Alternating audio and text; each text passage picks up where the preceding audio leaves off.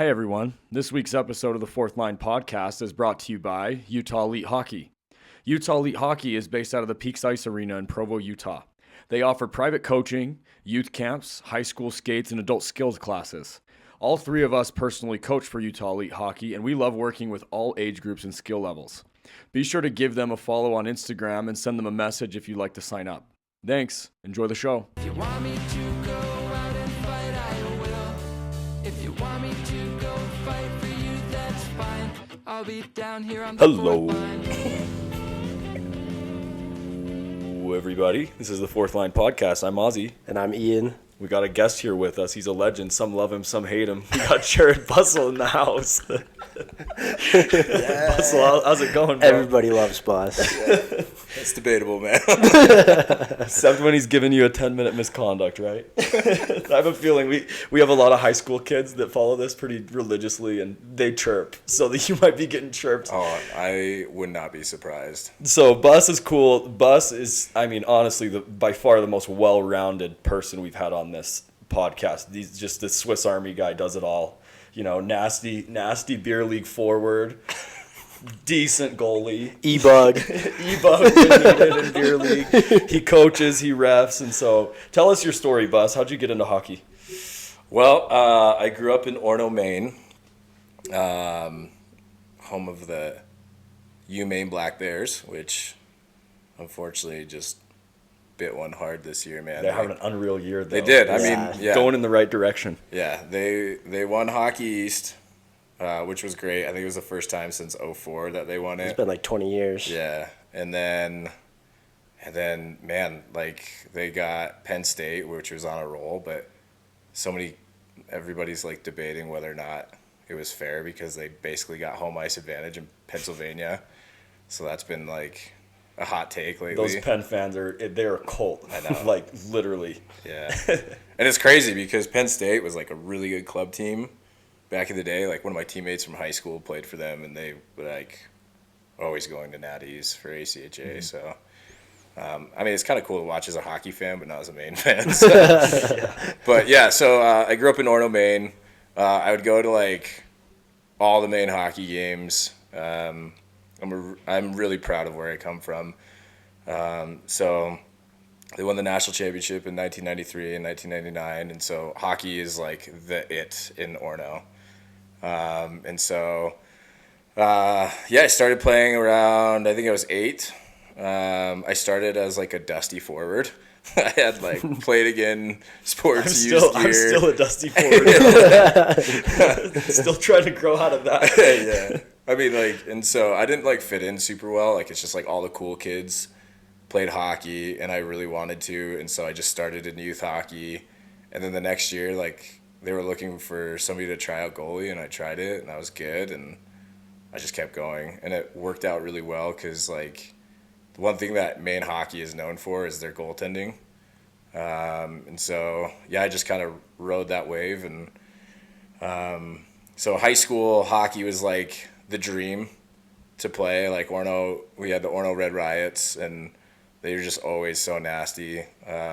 Everybody wanted to play for them. The coaches who are, like, my heroes, like, his name is Greg Hirsch and Blair Marsh. They both were on the 1993 national championship team. So they went 42-1-2. Jeez. Their only loss was against BU, and they never lost again. So Paul Correa was on that team, Jim Montgomery. Wow. Scott Pellerin, who won the Hobie Baker the year before. And Paul Correa was the first year. A freshman won the Hobie Baker. Like, that team was just so gross. That's pretty sick. Yeah, and then they had, like, Mike Dunham and Gar Snow. They both were NHLers, and they were in front of my coaches. And then arguably, like, the best recruiter / goalie coach in the nation, Grant Stambrook. He recruited, like, all those guys and continued to do so. So, yeah, like, I was really blessed and fortunate enough to be able to be raised there. And then I kind of was like a rink rat, so I would, like, hang out at Alphon Arena and just watch him play. And then one day, Sean Walsh, he passed away, oh, gosh, I can't remember, a long time ago. But he was the head coach, and he called me down. It was crazy. Like, I got to be the stick boy for a little bit. Like, he just saw me, like, always watching the games because I would walk from my high school to the rink to just watch practice.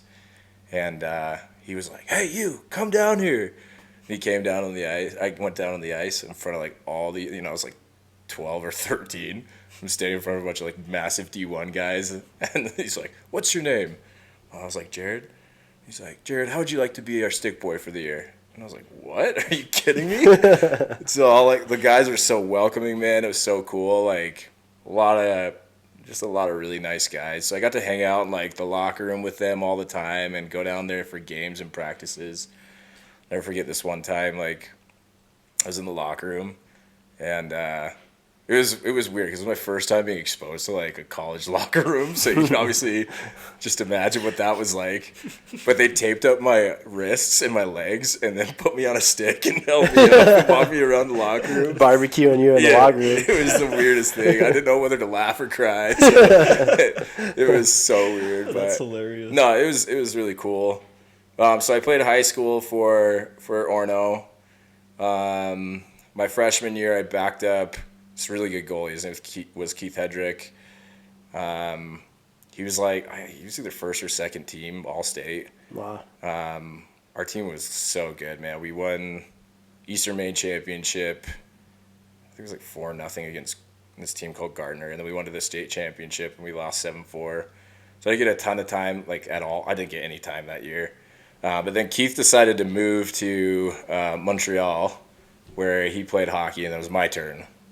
So it was like the heat was on, man. Like, my class of 07, like, all of our teammates were nasty. Like one of my buddies, Tony Raymond, he won Player of the Year 2 years in a row, junior and senior year. Like, he was just a weapon, man. Like, just short like me, but skinnier.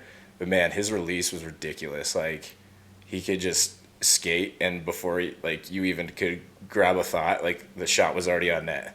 It was just insane. And we had this scrappy little kid named Chris McConnon. He was just a goob, right? Like, just this skinny kid, but like he was playing since, I don't know, like, he was 5 or something. Totally. Like, all those kids were, and they all grew up together. And then I was like the outcast goalie that came in. So Outcast and goalie just belong in the same sentence. Yeah, I feel right. like. So yeah, I mean, my sophomore year, we went to the Eastern Maine Championship, and we lost 4-3, I think.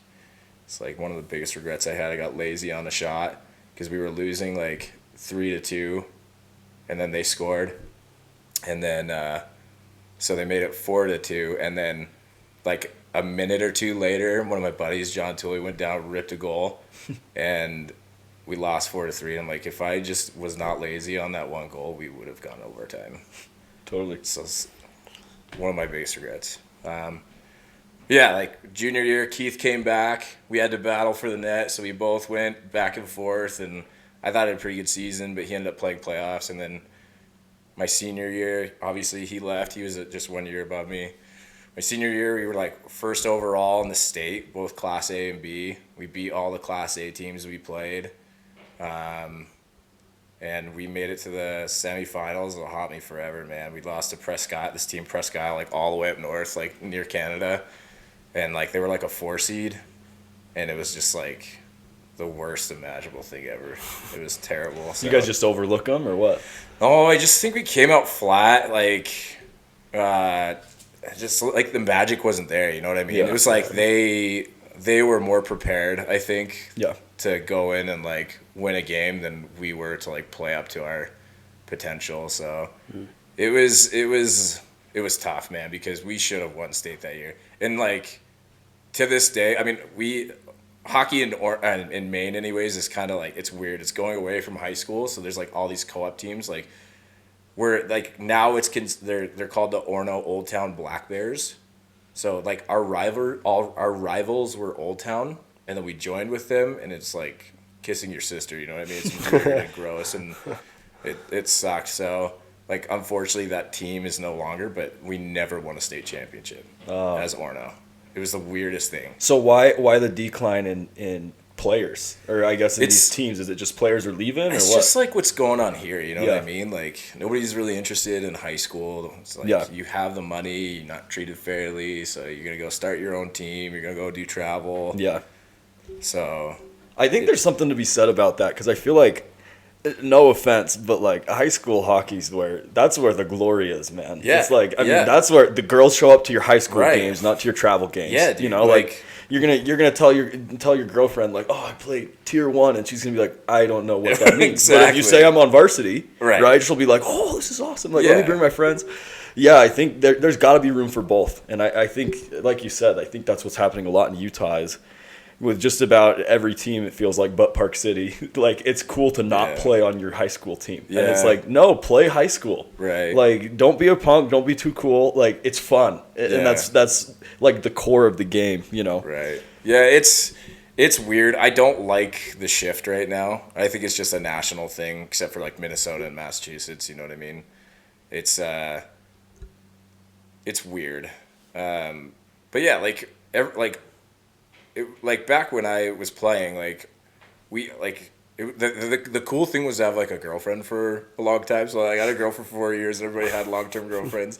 And so like they'd show up in your jerseys, and even if you didn't have a girlfriend, it's like, who am I gonna give my jersey to tonight? You know what I mean? So they would wear the away jerseys while you're home, and everybody would show up. It was sick. And then out here, it's like, where is everybody? How much of that do you think has to do with the lack of rinks in Utah? Because we had that at Brighton, because Brighton, we've got a rink a block away from our school. So we have our home barn, and everybody knows to show up to that. But I feel like with a lot of schools, especially down in Utah County, they struggle because there's one rink, you know? Yeah. I don't know if it's the lack of rinks as it is like the lack of popularity. You know what I mean? Like, when I first came here, like, I could already tell right away it was a basketball and football school. School, I'm thinking BYU State, right? Like, it's just, and that's one of the things that's kind of bugged me about Utah. And like, I think now with Utah Hockey Club being here, it's going to change a lot. Do I think it's going to be like a majority, like a really popular sport? No, I still think it's going to take some time. And I don't know if it'll ever get there because like football and basketball is so popular, but I think it's more or less like just the lack of knowledge and interest that's kind of kept it back. Totally. So yeah, it was like, so anyways, kind of going back to like my story, I want to share my story with you guys because I think it's really important because it's like led me to where I am and where I'm at. So anyways, after my senior year, I made the state all-star team, and I won first team all-state, or Eastern Maine, sorry. And then after that year, I went to play junior in the IHL. It was like this weird junior league. I played for the Maine Moose, and I was like the third string. So growing up, like my mom died when I was 12, and my dad kind of like did his own thing. I think he was just kind of like shell-shocked by the whole thing. Like my mom had cancer my entire life, and so it was really hard on my dad. So he got like remarried like probably 6 months after my mom died and started kind of doing his own thing. And so I was kind of left on my own because I was like, I'm not leaving Orno High School. Like, this is my dream. I'm going to play high school hockey. And so he met this woman. She was from Rhode Island. They would go back and forth to Rhode Island. So I was on like my friends' couches and teammates' couches and stuff. And then that didn't work out. So he got divorced and he got remarried again. So to some lady from Vermont. She's my stepmom. She's great. She's awesome. But so he wasn't, I don't think by choice, but he just wasn't around a ton in my high school years. And so hockey is just kind of this thing that kept me going, kept me alive. There's like this article that BYU did for me. Like you can kind of read it about my life growing up and how I ended up coming to BYU. And that's how I ultimately came out to Utah. Good thing they had a team, right? Yeah. Right. So, but yeah, like, so one of my buddies actually so BYU had a hockey camp back in the day when I was 12. And so I found out about it through like ward bulletin boards. Like they posted like all the summer camps, and I was like, hockey. That's kind of sick. Yeah, it was weird. I was like, there's no way that BYU has hockey. That's the weirdest thing. Like, okay. Yeah, I wish they still did it. Yeah. Like it was such a cool experience because I'm from back east, like trees everywhere, like Hickville, ocean just down the road, and like we have one mountain in Maine, Mount Katahdin. You know, and you think Appalachian Trail, you think mountains, but it's like not really mountains. You know, so when I came out here, it was just such a cool experience. Like just being warm and the smell of Utah, and like they have mountains and the backdrop. It was so cool. So I met this buddy of mine named Landon Ball. He we just stayed close after that. Like we came back until they stopped doing the camp. I think it was like 2 or 3 years after that they stopped. And it's funny because like you know Todd Jaramillo, Yeah. like he was there and I remember him. Like he was in the camp? He was at the camp. Wow. Yeah. There's like I'm sure there was other kids that were crazy. yeah. Like I was like, dude, I totally remember you. Like you traded gloves with me when I was like 13. So yeah, I was at Peaks Ice Arena and it was like these coaches from Canada. I think his name was like Coach Wolf or something. But it was a good time. And so when I found out, I read an article about Jackson Logan. Mm-hmm. And so I was like, wait a minute. Like I didn't know ACHA was even a thing. Like the goal was to play D1. Right. And I was close. But I found out about that and I was like, oh, maybe this is like a cool option, you know? So I played juniors for like a half a season. I was like, I can't afford this. I'm a third string goalie anyways. Like, I don't know how this process works, which I think will be important to speak on later. Yeah. And so, lucky enough, like I had a buddy that I played against in high school. His name was Nick Payson. He was playing for Maine. He was playing NCAA for Maine. And he was like, yo, dude, like we need a goalie. Can you come skate out? Like, come skate for us. And I was like, are you kidding me? Absolutely. So I was skating with Maine, like unofficially. And like, I was like, I think I could do this. Like I can be a third string goalie. Like I don't even care if I have to ride the pine every day and be a practice goalie. This is the dream. Yeah. You know? So I did it. And then my roommate in juniors his high school coach was Dan Kurluck, who was on the 99 national championship team. And he was the assistant at the time at Maine. So we kind of snuck in their back door and then he got on the team. And so I wasn't good at school. I didn't get into school, even though it's like really easy to get into Maine, according to some people's standards. So that was that. I found out about BYU, and Landon at the time was playing for BYU, and he's like, yeah, dude, you should come out. Well, sorry, backtrack a little bit. I invited him to come play out in Maine with Maine Moose. And so he came out. A couple things happened. We won't get into it. He ended up going home, and then he went to BYU. And then he was like, yeah, man, they have a hockey team. You should come out and play. And I was like, yeah, like, absolutely. So I came out. One thing, like, they were like, yeah, you can come be on the team. Like, I can't guarantee you're going to be, you know, the starter, but we're going to have, like, 4 goalies. So you'll be anywhere between 1 through 4. I was like, great, that's awesome. So I drive my little truck out, right, come out. And then coach is like, hey, you got to try out. And I was like, okay, like, that's fine. I feel really good where my game's at right now. So I try out. Like, I'm stoning people left and right. And just so everybody knows, this is the setup of BYU at the time. Okay, they were like a couple years off being the Ice Cats. So there's a 30-year-old goalie, which I was like, what is going on? There's a goalie coming out of the BCHL, which I was like, okay, that's sick. Like, he was good. His name is Scott Orth. He was by far the best goalie that's ever come out of BYU. He was disgusting. Wow, shade to Ben Smith. Holy. Yeah. Sorry, Benny. What about the Manzi boys? Oh, yeah. No, but he was played in the tourney. That's true, actually. Yeah. And he never shuts up about it. All right, sorry. Sorry, You're yeah, good. yeah. Side note. You're good. Yeah, so there's a 30-year-old. They were like, yeah, it's his last year. He's obviously going to make the team. He's been here for 4 years. It's like, great. The BCHL kid, I was like, yeah, he's definitely going to be on the team. And then there was this kid who, his dad was the like president of the team. And I had no clue until after the tryouts. And then there was another kid that I think his cousin's with Shimbo. His name's like Josh Antonuk or something like that. And no offense to Josh Antonuk, but I was like, I'm way better than this kid.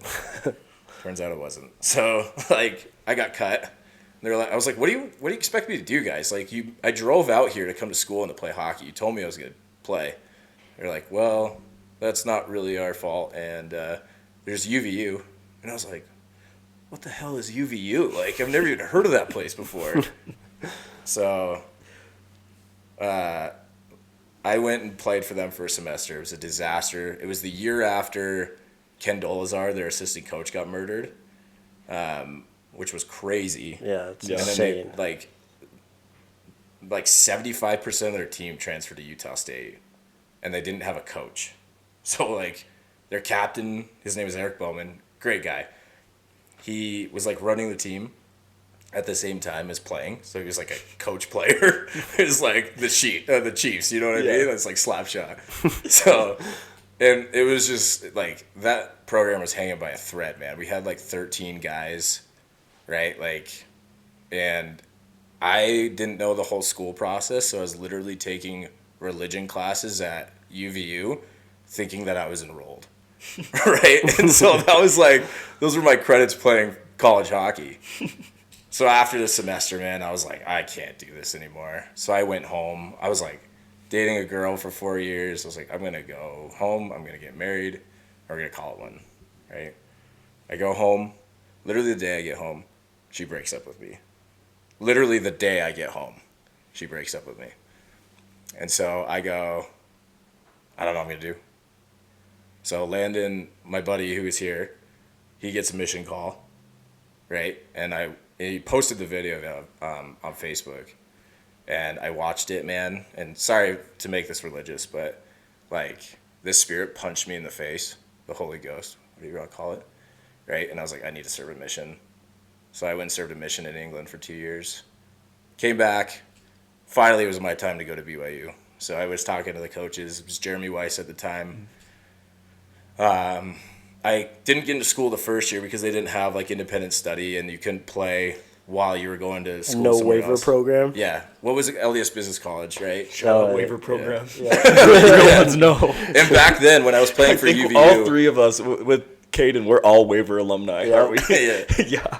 I'm kind of in that, but not really. Yeah. Like, So basically, there was this kind of, for those of you that don't know what the waiver program is, BYU had this little backdoor hack into the system with the ACHA, and the team did. the team did. Yeah, and so basically, we could take classes at like Ensign College down in Salt Lake, and those classes, it's like community college classes. It's so easy. You could take online independent study So classes. you could and take accounting. those and still play. Legitimately, that was the first time, by the way, ever got all A's and B's. Oh no! Like literally, it was. I remember. Like I think my freshman class, they told us like you have to get 3.5, like a 3.5, and we're like, Wow. What? They told you it was that high?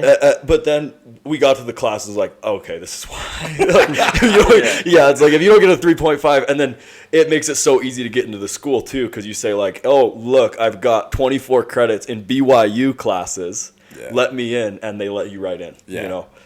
Yeah, It's a hack. It was crazy. It was cool though because I met some really cool people like Jim Slaughter, like Ian knows Jim. So it's funny because I don't think Ian really understands this. Like when Ian was trying to get into school, I was really close with Dave at the time. Like when Dave, sorry Dave, I love you so much, but when he was a coach, I couldn't stand Dave. Like when he coached BYU, he drove me nuts. Like and then he asked me to coach with him after BYU. And I coached Copper Hills with him, and he's just the best. And I love Dave. We have such a good relationship now. But at the time, when Ian was trying to get into school, he was like, hey, can you help Ian get into school? And I was like, yeah. So I imparted all my knowledge about trying to get in. And then Ian got in. So Ian owes his life to me because I got him into BYU. But no, We'll just put this into perspective. It took me 2 years to get into BYU, but we got in. We got in. we did it. So, yeah. So, anyways, played for BYU for 3 years. I'm not going to get into it too much. It was an absolute disaster. You guys, like, I look at you guys, I look at your team, and I just envy you guys so bad because you were so tight. You didn't have to deal with the drama that we did before you guys. Like, it was cool to watch you guys, but it was so hard to play for that team. Yeah, we were pretty blessed at the time that we came in because there was the whole debacle that went down during your time, and then that transition of bringing in like, you know, Ashton Shimbashi, Axel Boyer, CJ Coslett, like that transition of bringing those guys in kind of started to lay the foundation for my freshman class to come in, and then that next year you had Ozzy come in, and like we just had a good group of guys where there wasn't drama. Like everybody just kind of bought into the system when we built a culture together. Whereas we heard stories of like your time at BYU and how cliquey it was, and like it's just kind of sad to hear the difference that you had at BYU than what we did. And so I'm glad that like you were able to like, even though you didn't see eye to eye with much of the coaching staff, that you were still able to be a part of a program that like we had a ton of success and we had a ton of love. And like that's where our relationship formed, like you and me and you and Caden, and even with Oz, like it has all come because of those experiences that we had at BYU during our time there. Yeah. So yeah, like I still talk to like some of the guys. I mean, I'm really close with Ryan Hokie. Ryan was like, it's weird to call him Ryan. Sorry, Hokie. Hokie was like one of the nastiest forwards we've ever had. Like just a pure goal scorer. Yeah, besides me, yeah. I mean, you were like, that's a different story. I'm just kidding. No, I'm not kidding when I say this. You are by far one of the best hustlers I've seen in person. Like I tell Ian this all the time. I'll never forget when I was coaching UVU. I couldn't stand coaching against you because you were just a pain in the ass, man, on the ice. Like you're like a Brad Marchand. Just like a little weed. Every time you pull it, two more pop out. But I'll never forget, brutal. He got this penalty, man. And he is like literally like there's like 5 seconds left on his penalty, and he is itching to get out of the box. And as soon as he does, he bullets down to the play, steals the puck, goes down and scores on us. And I was like, I cannot believe what I just saw. Like it was so gross. It like kind of gives me goosebumps just thinking about that play. So kudos to you, man. Like honestly, like you're a good player. And it's like we again, like I said, we talk about your guys' group and how cool it is just to like see how you guys still chill and like you're like a family, like you're a brotherhood. And we tried to preach that, but it's just an epic fail, man. Like we had guys that they're just like, I'm here to play hockey because I was asked to. I want to get married. I want to graduate fast. I want to go to med school, and I want to be done. Mm-hmm. So like the hockey team was like nothing. Whereas I came to BYU to specifically play hockey for the team. And so like people will get mad about that. And like I didn't even graduate because once I was done with hockey, I was like, there's no need to come to school anymore. Like I know, and people are gonna rip on me for that, and that's fine. But here's the thing, like. I coach hockey, and my occupation is all hockey with reffing, totally, and doing everything. So for you've coached, you've been involved, whether it's being a goalie coach or being on the coaching staff with a lot of teams. Like, how important is that culture aspect of guys not just like preaching it, because a lot of coaches preach the brotherhood and like you guys need to be friends, like you need to be tight, but how important is it for like individual players to buy into that? Oh dude, it's so important. It really starts with being the head coach and just like not demanding everything out of your players, but respecting them and understanding that they're individuals, right? So for instance, like you can't just be a coach and have like this specific set of like systems and how you view the team. So Darren Peck, who coaches at UVU, he actually taught me this, and I was like kind of blown away by it. Like I was like, hey Darren, we need to like think about these guys going on the power play, and we need to think about like rolling this line and this line. He's like, whoa man, like slow your roll. Like let's just see what these guys' strengths are, what their weaknesses are, and we'll go from there. And I was like, whoa, that is wisdom right there. You know what I mean? Like all these guys have different skill sets, and you've got to be able to adjust to them, right? And so I think that's where it starts, is like showing them respect, and then in turn they'll respect you, and then they'll respect each other. Like I remember when I was like kind of the goalie coach your guys last year, and you guys did the team building. You had the volleyball and like the Relief Society dumb. room or whatever. You think it's dumb, but honestly it was so cool. Like how chill you guys were, nothing was forced, and like just team camaraderie like that, just doing stupid things is such a big deal. Like this year I coached a 14U team, and like all the boys just banded together. Like I don't know what it was, but that locker room was really good. And it's just like when that locker room is tight and everybody's getting along, and then you kind of like do your part in trying to make sure that that's smooth and kind of organic, it just takes care of itself, right? And then you can focus on the easy things on the ice, like teaching a system if you need to, or skill, or just like whatever it is that will help the kids on the ice. So Yeah, I think like going back to like building that locker room culture and brotherhood and camaraderie, like I look back and like I feel like a reason why a lot of us bonded all together was we just had like super vulnerable moments that like you said it perfectly. They were organic. It wasn't set up by our coaches. It wasn't set like it just kind of happened. Whether it was on the ice, like somebody had a really bad turnover, and it's really easy just to be like, dude, come on, like you know better, like chip it out, like kind of get on them. Where I really think like it starts with the coaches, but then it trickles down to your captains, and like over the years we had really good captains that were never like chewing you out. They just grabbed you and were just like, hey man, like you messed up. We're gonna get it back. But we need you to just like forget about it and move on. And like that kind of mindset where like you're vulnerable to like getting chewed out, but that doesn't happen. You just get uplifted.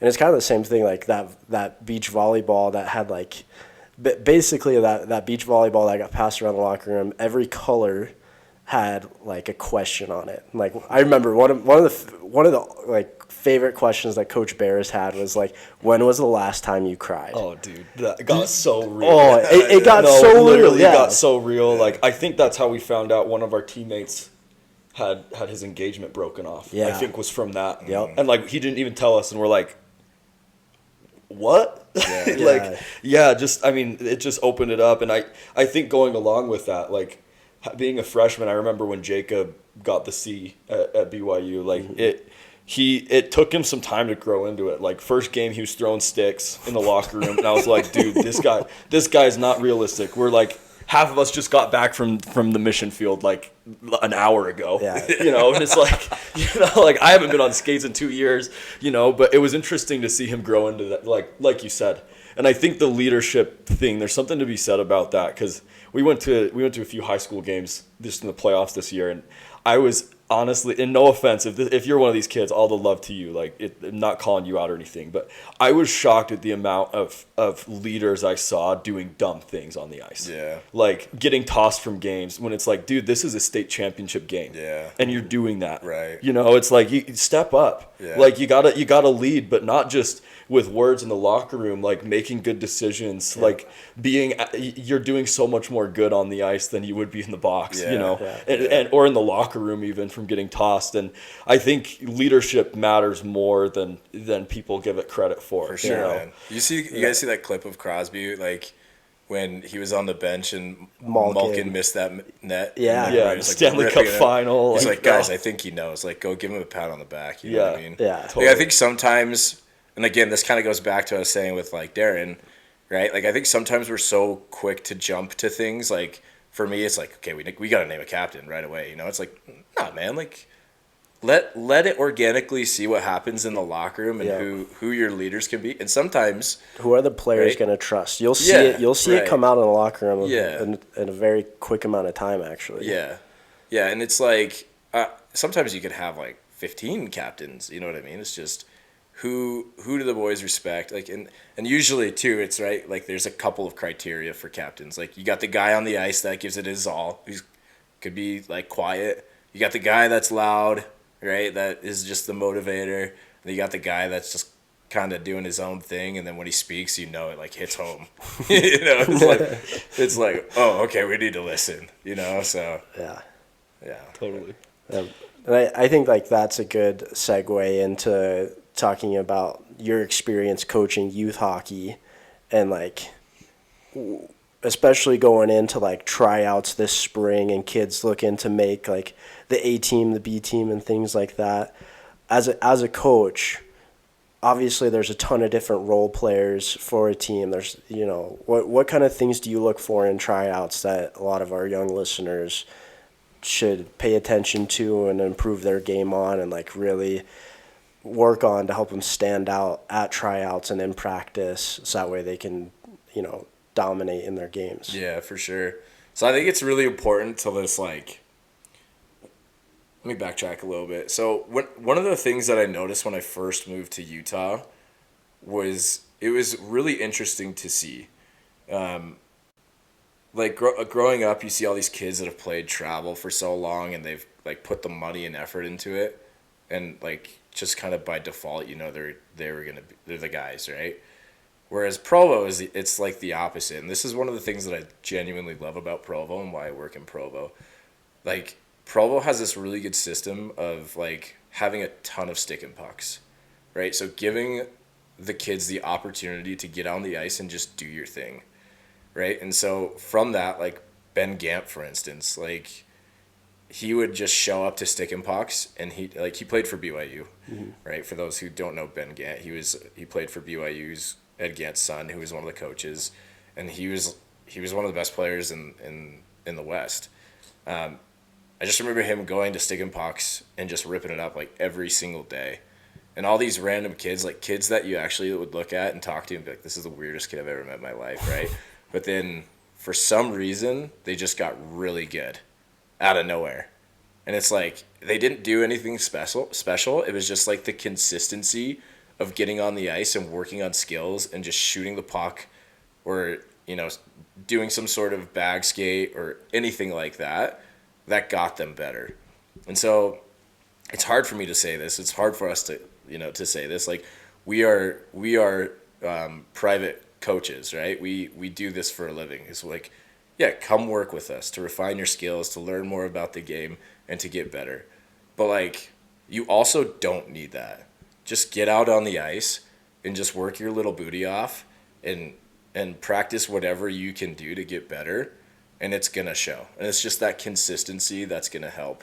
So if like you have a green biscuit at home, like stick handle for 20-25 minutes. You know what I mean? Like the guys that make it far are the ones that are obsessed with the game and will do anything and everything they can to get better, right? So we often like overcomplicate things and be like, I have to go see an instructor, a coach, a private coach, or I have to like, make the AA team or the AAA team. And that's not where it is, man. And that's kind of side note, like I'm sure we'll talk about it, but it's like that stuff, like it's a lost art right now in hockey. Is like house hockey is where it starts and where you perfect it, right? You get the minutes, you start kind of dusty, right? But like what better place to get better? That's how I started. Yeah. You know what I mean? I just played house hockey while all these nasty kids were paying $6,000 a year to play travel hockey and go to New England tournaments. And I'm over here like in my basic red jersey, just doing up downs at home in the living room, or, just throwing a ball against the wall as a goalie, stuff like that. So I think that's the big thing, like consistently doing something every single day to get better, no matter what it is. Yeah. And it's doesn't have to be just hockey either, right? Like that's one of the big things that's a lot of people are talking about, right? Is like play other sports. Yeah. Like, I don't know about you, but I have to tell my goalies after the season, like you have to take a week or two. Go off. reset. Yeah. Like you have totally. to. Your hips are gonna die. You're gonna get double hip surgery by the time you're 18, right? Yeah. Like I had one of my goalies I was working with the other day. He was talking about how horrible his season was as juniors. I'm like, dude, first of all, you played juniors this year. Like, good for you. Yeah. Not very many kids get to go play at that level. And he's like, especially goalies. Yeah. Right. And he's like, oh, this happened. I'm like, buddy, you're talking to me about this. You're in your drill and you're getting nipped. You need to take a break. Yeah. Like, go settle down. He's like, oh, I don't want to. Like, you have to. You have to, man. Otherwise, you're going to want to quit. You're going to get burned out. Yeah. Yeah. So. Well, and I think that's a conversation that's being had a lot right now, not just in hockey, but in sports in general. It's parents want their kids to succeed more than their kids want to succeed in sports. And I think that's it. And I see, now that I'm older, I see where parents are coming from. Like, well, if I'm going to invest $12,000 for you to go play on this tier 1 team, you better like show me something in return. But it's almost like the conversation needs to be had, like, am I ready to play at this level? Like, am I ready to commit for this? Like, I mean, one of the big reasons why I quit playing travel my junior year was because I was like, I'm not having fun here. I have way more fun with my high school buddies playing high school. Yeah. I don't feel like I'm getting that much better with that extra ice time. I could instead go pay $5 to go to a stick and puck.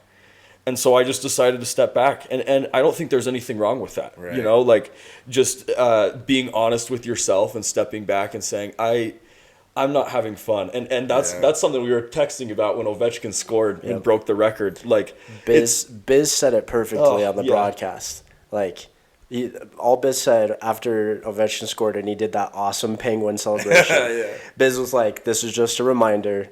Hockey is fun." Yeah, man. So I just wanted to ask you. So thinking about our friends that are going to tryouts this week, and we've got honestly there's ACHA tryouts happening this week. There's all sorts of things happening.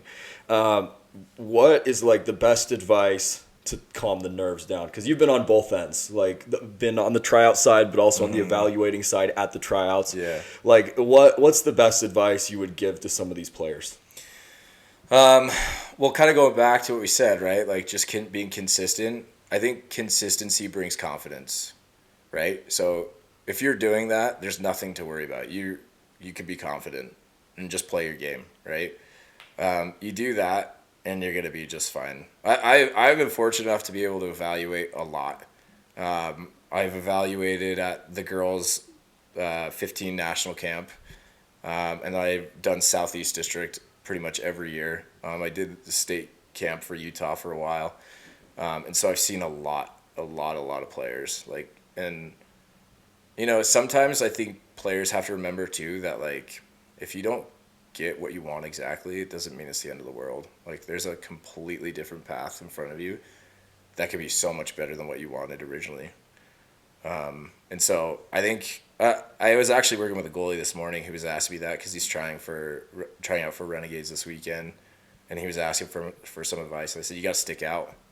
You got to stick out. You got to look good. Like, what is it that's going to catch an evaluator's eye? You got to stick out. So whatever that is, like for a goalie, stance, skating, presentation, right? I think that's huge. Watching players, like I've watched a lot of players that have gone D1, right, and played for the NTDP and stuff like that. Like they're fast, their hands are smooth, they've got an easy release, right? Their heads are up the whole time. Like those are things that are huge that evaluators are looking at. But it's like, what can I do to stand out? Right? So for instance, like I just talked about how Ian, like his bread and butter was just hustle, right? It was going to the play and executing and just working his tail off. I don't know what yours was, because honestly I did. It's because I don't even know. No, I don't think that's true. I just don't remember watching you. Like I don't even know if you were on the team when I was coaching. So, but like for me, I'm 5'8", right? What did I have to do to stick out? Like I had to be super athletic, and be a really good skater. So that was my thing. And so yeah, I think it's just again. Consistency is what makes you confident, right? And the confidence is big, and then just sticking out however you can. Totally. Yeah. And I think, like, for you young listeners, something important that Bus said, and I want to make sure that, like, this point is driven home. Bus didn't say, like, doing the Michigan or hitting the spinorama. Like, you don't need to do anything fancy at these tryouts to get looks. If anything, as an evaluator, that drives evaluators nuts, and that's the opposite. Yeah. They want to see a team player. Yeah. They want to see you move the puck and make solid plays. Yeah. And that's going back to like the hustle that you talked about, or just like the smoothness of your hands, or like your stability and strength in your skating. Like those little details of your game are going to show like the coaches, like Bus was talking about, and evaluators, that like, one, you're going to be a solid overall player.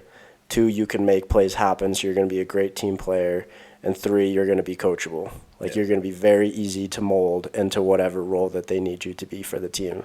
So, like, when you're going into these tryouts, like, don't try and be super flashy to make yourself stand out. Like, just do what you are really good at and just be confident in that. Because that's, like, what you said with consistency. Like, whatever you're really good at, just do it really, really well at tryout, and it'll be easy for you because you've done it over and over and over again. That consistency, you'll be able to do it in your sleep. It'll just be muscle memory for you. Like find what you're good at, right? Like what's Kevin Stenlin's role in the NHL right now on the Utah Hockey Club? He's a very defensive forward. He's and he's a face-off guy. Yeah. He's like, his face-off percentage is like 60-something%. It's ridiculous. Like he has he basically wins all of his faceoffs, right? Like, that's why Utah got him, right? You look at Ovechkin, he's the goal guy, right? Like, you look at Ryan Reeves, he's the fighter. I mean, obviously you're not going to be a fighter in youth hockey, but you can be somewhat of an enforcer, right? You're a big guy. You can lay down big hits, right? And then you got guys that pass the puck that make great assists. And then you got guys that literally dump and chase. That's what they're asked to do, right? Like, sometimes people want to, or kids and players want to take on a role that they're not good at. And you just need to understand and find out what your role is and execute that the best that you can. Totally.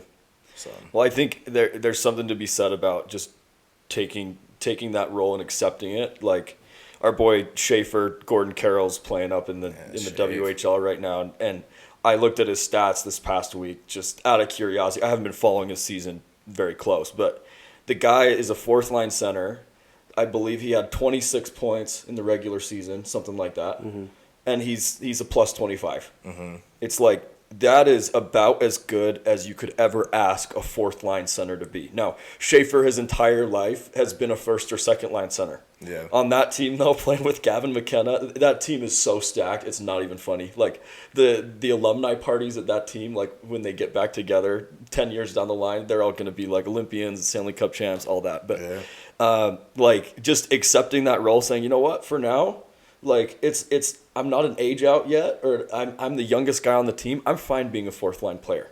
You know, I'm just going to do that the best I can. I'm going to be consistent.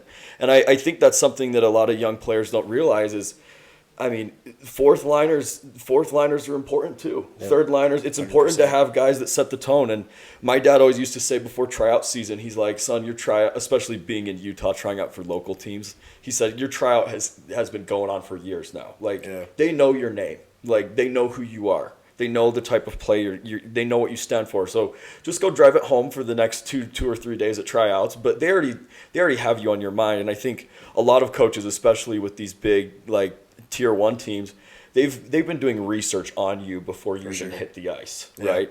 And so I think the pressure can be off in the sense that, I need to prove something in the next 2 hours while I'm out here. It's like, no, you just need to reassure them and remind them that, like, the stats add up. I am that guy, right? Yeah. So, yeah, and I mean, it's also important to mention too, though, right? Like, at this age in youth hockey, if you're still playing youth, like, you should work on rounding out your game, right? Like, yes, you want to make sure that you're, using the best of your abilities, and, like, getting better at what it is that you're doing, right?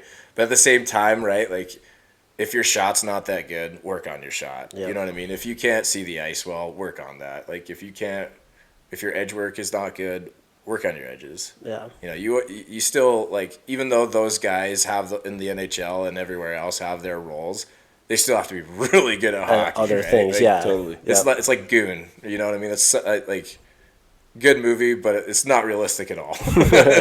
You know, so, like, you can't just go out there and fight and not be able to skate. You know, you gotta be able to hold your own. So yeah, totally. I almost threw shade at someone that shouldn't even be catching strays. Dude, I was thinking the same thing. I think we'll have to. Yeah, you thinking? Yeah. That's crazy, bro. That's crazy. We kind of agreed no negativity on this. So yeah, but that's crazy. We were thinking the same person. So, Bus, I want to change gears a little bit here. So, like we said, there's a lot to Jared Bussell. I mean, the most well-rounded, like, has so much reach in hockey in Utah. And so you do private coaching. You've coached a lot of youth programs. You've played a lot. And you started – how long have you been officiating? Ooh, I think I'm on my 6th or 7th year. Wow. So tell us how did you get into that? And second, how do we get calls in our favor when I'm just kidding. Well, this helps, you know what I mean? Like, just butter up the ref. Let me take notes for tonight. Yeah. So, like I said, when I left school, I was like, I'm just good at hockey, and I want to make that my life. I want to make that my career. And so I started Maniacs goaltending when I was playing for BYU. I had a parent ask me if I would start working with their kid, doing goalie lessons, and I was like, yeah. And it was just kind of like a thing on the side. And then once I started realizing that, like, not only could I help kids but make money doing it, I was like, oh yeah, we're going to do this for sure. So I started Maniacs goaltending, I think, in 2016. And I've been doing that ever since. As far as I know, like, we were the first full-time goalie school in Utah. There's a few other goalie schools that have been popping up now, which has been good. And so, yeah, that's been really fun. And then, like, I've coached all the youth teams. Like, I did Wasatch Wild. I coached the Eagles for a while. I did a 1-year stint with Pitcher where we went on an undefeated season and won the state championship. Upper Hills, baby. Shout out. And then I've been the goaltending development coordinator for the state. I did that for like 6 or 7 years, which was really cool through USA Hockey. I got to meet a lot of people. So that was a lot of fun. So yeah, like, I just love the game. Once I found out, this sounds bad. Once I found out that you could make money and make decent money refereeing, I jumped on it right away. And like really good money. Yeah, like it's awesome. For listeners that are like, I think I'm thick-skinned enough to deal with that. Like, Yeah. I'm gonna get certified this month actually, and it's just like it's that good of money. It's like I love it. Yeah, man. yeah. That's like, what's up. So tell us a little bit what to expect with reffing. I mean, Yeah. this is for me and the listeners. 'Cause No, I'm for like sure. kind of buckling up. Like Yeah. I saw the video Right. last month of one of the refs man. getting speared in the nuts, and I was Oh. like, I don't know if I'm into that, but Yeah. It's tough. Like, when I went into it, I was like, I don't know how well I'm gonna do with this because I'm a hothead, right? Like, you guys know I'm a hothead on the ice, like, and it gets me in trouble. Like, I speak my mind though. When I went into it though, like, I was oddly enough like really level-headed. It was weird. Like, I knew how to de-escalate for the most part. And I think it's just like, I think the biggest thing is that you have a lot of confidence when you know the game of hockey, right? Because when you know the game, it allows you to, you know, like it's like with anything, right? Like it's like letter of the law and spirit of the law, right? You have to have both, because the referees that just want to enforce rules don't do well, and that's when they get in a lot of trouble in terms of like game management, right? So if I'm just gonna call everything that's like blatantly a trip or a hook or a slash or a roughing, right, you're gonna lose that game real fast. So for those of you guys who are listening that like you watch games and you're like, oh, that was a penalty, right? Like, there is a madness to it, a method to the madness, right? So it's like, just because something technically is a penalty doesn't mean that it's actually a penalty, if that makes sense. Right, so like you'll go to the Utah games or you'll go to an Ogden game, and you'll see something that looks like a slash or a trip, right? But maybe that kid like was in stride and he stepped on that kid's stick while that kid was defending the puck, you know, or maybe he was playing the puck in such a way where he knocked his stick, right, and or he was doing a stick lift and he got him in the face, you know, and you're looking for a high stick there, but he's got a bubble on or a cage. Things like that, right? Where it's like, technically, yes, that's the rule, but did it affect the play? Mm-hmm. Is it something where there was an injury, right? It's things like that you have to consider. Well, I think it's hard. The play that came to mind is from the NCAA tournament, the Minnesota call. Yeah. That resulted in the overtime goal. Yeah. Like, and we'll post it on the video, but just a almost really tough trip. Like it's hard to tell if it hits his shin or catches him under his blade, and it was a no call, and it literally 10 seconds later the puck was in the back of their net, and it's been crazy. What do you think about that call? I'm just curious. I mean, it's hard, right? Because seeing it on the TV and then being on the ice are two completely different things, right? Like, you have to understand, refs get evaluated, especially at high levels, every game, and it's really hard. Like, those guys that are reffing those are the best of the best. So, I mean, to me, I don't know. Yeah. I think it's also very situational too, because if it's like 10 minutes into the second period, you're like, yeah, you're probably giving him a call there. Mm-hmm. But in an OT where the winner advances, single elimination game, like, you get anything that's kind of iffy, like he got him on the shin, but like you warrant that as like a blatant trip, or was that Yeah. just sloppy skating? Because where if you it's kind a of dive, took that's a problem. Right. Giving a team a power play in overtime of the Yeah. NCAA Yeah. tournament is almost doesn't giving deserve them it. the game. Yeah. So Yeah. I think it's just one of those, like, I think that was an instance, and it's very much what you talked about. Like, you can go letter of the law, but then you're going to run into trouble. Because maybe, you give Minnesota the power play, Minnesota scores in the first 5 seconds, and then you have the opposing team that's going to say the same thing. Like, that's a soft call for an overtime call. Right. You know? And usually in overtime, right, like, you let them play. Yeah. Like, you do not want to be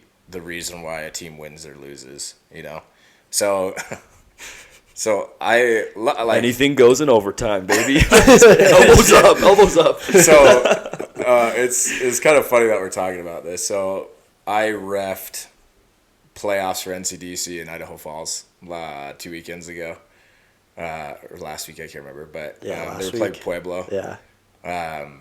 Idaho Falls still hates me right now, I bet. Sorry to those of you guys that were at the game. But it great series. They went to 5, right? Idaho Falls ended up winning, so they're playing Ogden this weekend, I think. But yeah, man, we went into overtime. Like, it was a back and forth game in terms of, like, just the flow, shots on net, and the score. Like, we went into the first game, I was banding.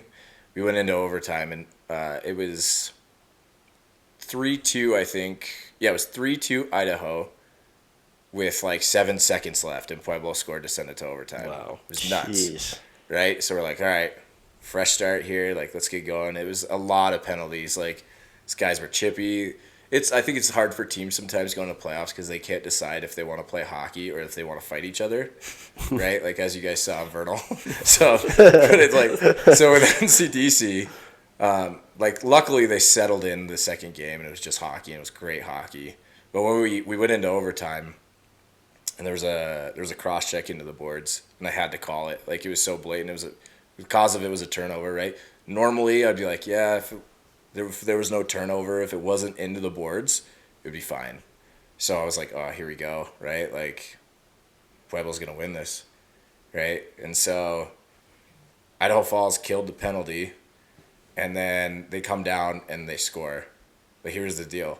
One of their players took the shot on net. The puck bounced up.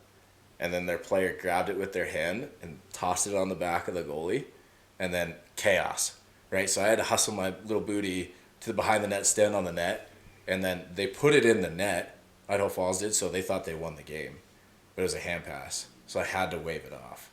And so what ended up happening? Like 2 minutes later, Pueblo goes down and scores.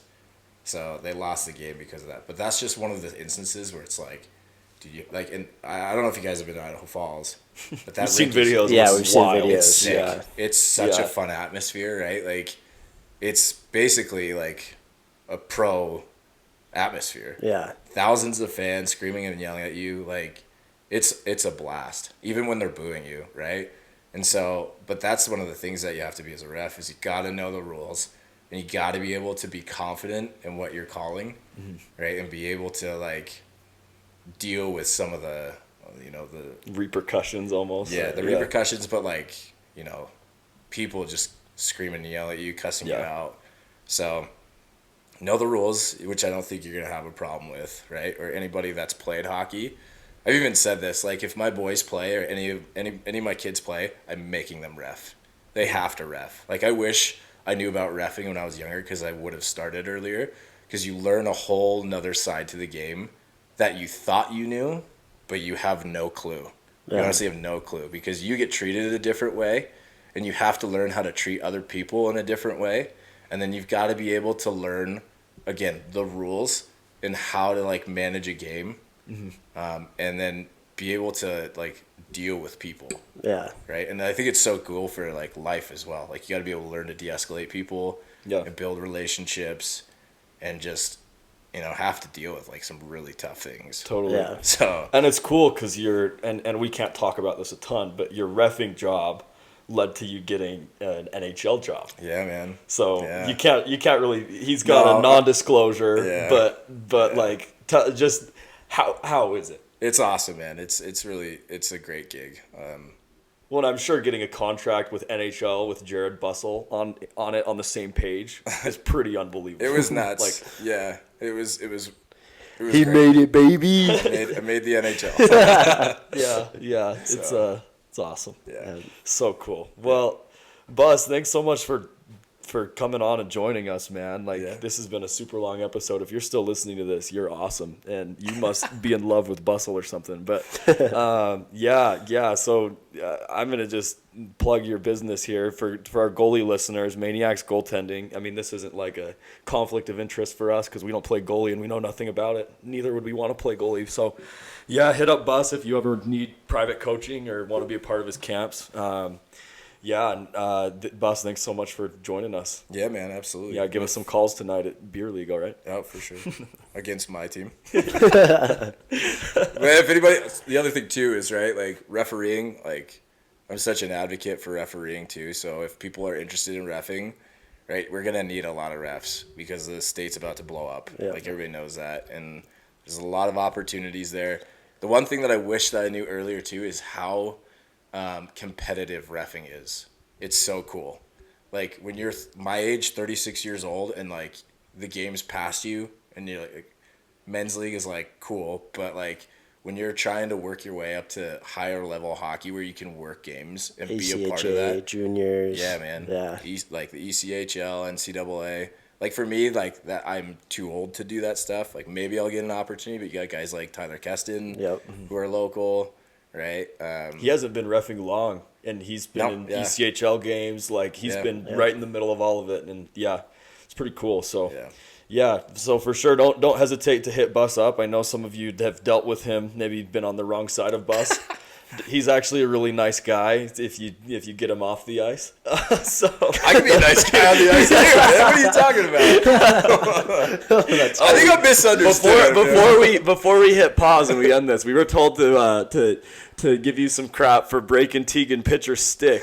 And you never even paid for it. Dude, it was just a hard back check, man. That's all it was. A hard back check? It was a hard back So check. he mixed up Tegan Pitcher in men's league with someone else that he was ticked at and came down and lumberjacked his stick into two pieces. It was amazing. Tegan's like a newlywed. He's like, dude, what the heck, man? Bro, if I'm not mistaken, that guy is set on his job now, isn't he? Yeah, I think so. Tegan's doing well. Yeah, he's all right. He'll be okay. I will say, though, you guys gave a nice little shout-out to me on your first podcast, first episode. We did give you a nice shout out. Bus is so PO'd, man. We got him riled up. That's so funny. Well, yeah, thanks for being on with us, Boss, and thank you guys for listening. This is the Fourth Line Pod signing off. If you want me to go fight for you, that's fine. I'll be down here on the fourth line. This episode of the Fourth Line Podcast was brought to you by Techers. Techers is a food delivery and takeout company that specializes in burgers and snacks. They deliver warm food with fresh ingredients straight to your door. Everything is homemade and tastes amazing. Be sure to give Techers the try next time you're hungry. Thanks for listening.